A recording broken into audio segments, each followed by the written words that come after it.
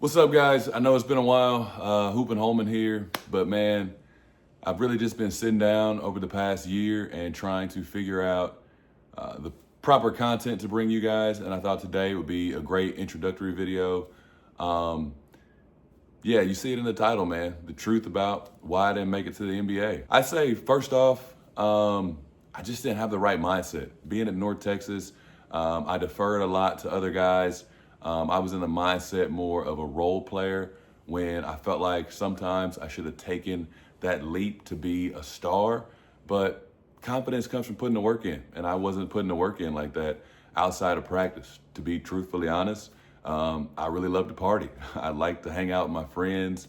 I like to, after practice, go hang out with my now wife, who was my girlfriend back at the time. But the guys I know who were very successful, after practice, they would stay another hour, 2 hours, and then they'd go to the rec center and continue to hoop with what we called the regulars back in the day.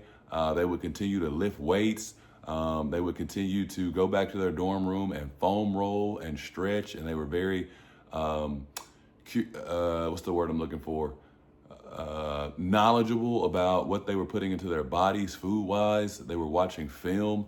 And me, I was just going back, playing video games and avoiding basketball to the next day because I was just so tired. I was gifted, I was talented, but I just didn't put the work in that I needed to make it to that next level.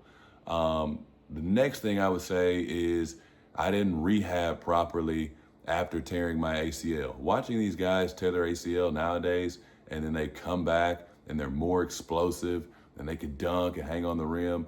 I couldn't even take my heel and touch my bum with it. Like, I didn't attack rehab the proper way that I was supposed to, and my right leg has just never fully recovered. I was fortunate enough to still go play semi-pro ball and play it at a high level, but my knee just didn't recover the way that I needed it to. I've had 3 ACL surgeries. My left one, I actually had a very good doctor. We did the quad tendon.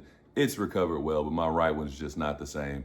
And then I'd say another reason was once I had a really good season in Australia and my agent entered me into the G League draft, and I didn't get drafted, and that was another eye opener.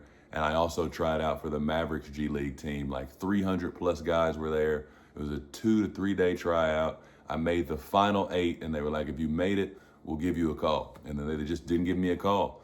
So I'm not saying that there's politics in getting into these places like this, but you definitely got to know the right people, and you got to have some connections. But again, it's not because I wasn't skillful, but just I didn't get that look. And now here I am today coaching. I enjoy coaching. I love coaching. I'm still playing. I still try to give out advice to the young kids who have dreams of going to the NBA and making it to a high level one day. I've got 4 boys of my own, and it'd be great if one of their dreams was to make it to the NBA, but that may not be the case. But basketball is a part of my everyday life, man, and I really enjoy the game, and I hope you guys enjoy this, and I hope that you got something from it. And for my kids out there in high school, in college, the biggest advice I can give you guys is avoid partying, lock in the most that you possibly can on your craft and your dream, and if you really want to achieve it, attack it with all your might and go after it. Don't miss a single day of getting in the gym. Don't miss a single day of recovery. Make sure you're eating the proper foods and doing what you're supposed to,